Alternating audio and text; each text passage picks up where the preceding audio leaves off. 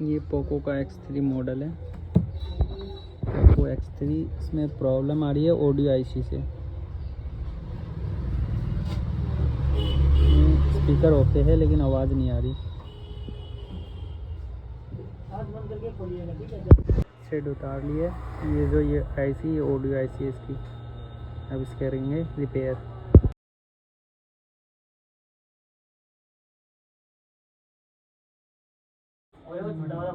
ये IC repair हो गई। अब इसे चेक करेंगे मदरबोर्ड को फ़ोन में लगा के।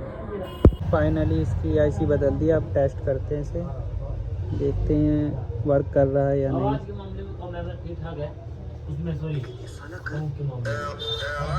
देखिए चालू हो गया।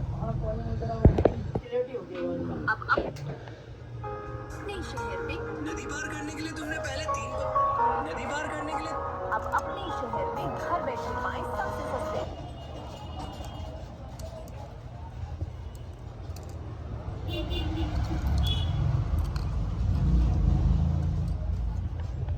ये वही है जो आपको पहले दिखाया था।